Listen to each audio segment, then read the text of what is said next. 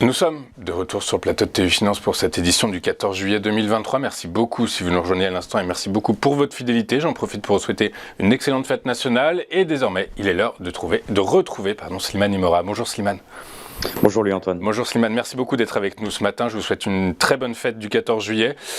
Slimane, comme à votre habitude, comme à votre bonne habitude, on va commencer par un point macro. Effectivement, alors Louis-Antoine, il convient de constater effectivement le niveau de valorisation des marchés boursiers. En l'occurrence, ici, on va se focaliser sur le S&P 500.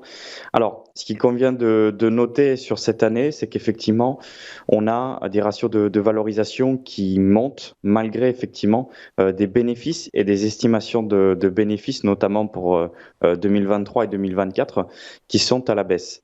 Donc, qu'est-ce que cela induit? Cela induit effectivement une hausse des ratios de valorisation parce que les cours donc s'apprécient alors même que les bénéfices soit restent au plancher, soit effectivement diminuent. Donc, ce qui est le cas effectivement.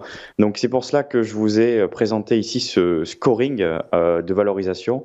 Vous remarquerez qu'effectivement, sur toutes les métriques de valorisation que je vous présente aujourd'hui, la plupart, effectivement, induisent un marché qui est cher, si ce n'est très cher.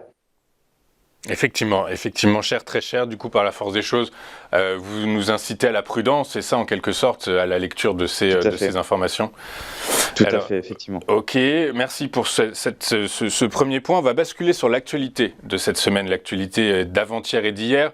Ça concerne évidemment l'évolution de l'indice des prix à la consommation aux États-Unis. Et quand on analyse et quand on regarde l'évolution des taux réels, c'est-à-dire les taux directeurs moins les taux d'inflation corps, eh bien, ils sont désormais plus que positifs. Ils naviguent, selon les analystes, entre 1,75 et presque 2%. Comment vous expliquez cette situation et quel impact ça va avoir sur les marchés financiers, Slimane? Eh bien, plusieurs choses qui sont assez intéressantes à noter. Alors, vous l'avez vu avec les PPI hier qui sont plus bas quasiment depuis 2020. Donc, alors c'est une très bonne chose puisqu'effectivement, on est en train de gagner entre guillemets notre combat contre l'inflation. Toutefois, bon, je reste quand même assez méfiant vis-à-vis de ces données, même si j'en suis que très satisfait.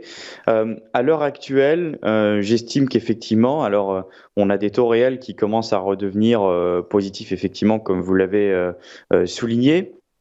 Pareil en ce qui concerne les données de l'emploi, en ce qui concerne les honoraires, si vous voulez, des... La hausse des salaires, probablement, c'est ça que vous voulez dire. Exactement. La hausse des salaires, effectivement, repasse effectivement à des niveaux positifs comme on ne l'avait pas vu depuis 2020. Donc effectivement, on a des données qui sont intéressantes, mais qui sont contrastées. Alors selon BofA également, on pourrait avoir effectivement une deuxième vague d'inflation. C'est ce que j'estime également si on venait à s'arrêter là dans les hausses de taux. Toutefois, effectivement, bon, c'est très compliqué à quantifier parce que le problème, c'est qu'on pourrait éventuellement aller trop loin dans cette hausse de taux, ce qui pourrait provoquer une récession assez importante, malheureusement. Donc, alors, pour moi, effectivement, on serait plus sur l'ordre d'une pause dans les hausses de taux. Voyez. C'est ça, c'est-à-dire que donc, en fait, effectivement, c'est la question de cette semaine, savoir que va faire la Réserve fédérale américaine. Pour certains, une hausse de taux semble acquise, mais pas plus. Pour d'autres, au cours du T1 2024, la Fed commencerait à revoir à la baisse l'évolution de ses taux directeurs. Vous nous dites que potentiellement, c'est deux hausses de taux de 2023 que vous attendez. C'est ce que j'attendais effectivement la semaine dernière. Maintenant, bon, j'en attends une également finalement en fin juillet. C'est ce qui risque de se produire. D'ailleurs, c'est ce que le marché price, puisqu'on est quasiment sur 85-90% de probabilité. Donc effectivement, bon, c'est très compliqué à quantifier. Bon, on a des données positives, donc on va les prendre comme elles viennent. Maintenant, effectivement, ça semble tôt pour le moment pour se dire quand même que le combat contre l'inflation est terminé, parce que vous le voyez effectivement avec l'inflation corps, Pour le moment, on est loin des 2%.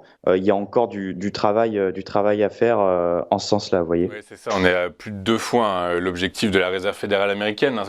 L'inflation globale, le CPI global, est effectivement sorti à 3%, mais c'est pas celui que regarde la Fed. Ça, il faut bien le préciser, Tout à fait. que c'est celui c'est le CPI Core qui, lui, est ressorti à 4,8%. Merci Slimane pour cette précision. Vous nous avez parlé juste un point, on me dit quand même d'accélérer en régie, mais j'aimerais bien revenir sur ce point avec vous. La saison des résultats s'ouvre aujourd'hui, des résultats trimestriels. Vous avez dit en introduction que les bénéfices des entreprises étaient en train de se contracter.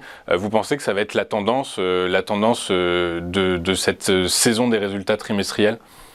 Mais effectivement, ce que je vais observer, c'est particulièrement ces publications de résultats trimestriels qui vont finalement s'avérer très très importantes dans ce que je vous ai dit précédemment, parce que finalement, si on a une hausse des bénéfices, on pourrait avoir des PE, des ratios de valorisation qui diminuent. Donc effectivement, on aurait un marché qui serait potentiellement correctement valorisé. Alors maintenant, comme vous l'avez précisé juste avant, ce qu'on va particulièrement regarder, ce ne sont pas les bénéfices en eux-mêmes, ce sont les guidances, les perspectives de résultats. C'est surtout ça, sur la métrique sur laquelle il faudra avoir un œil assez aiguisé.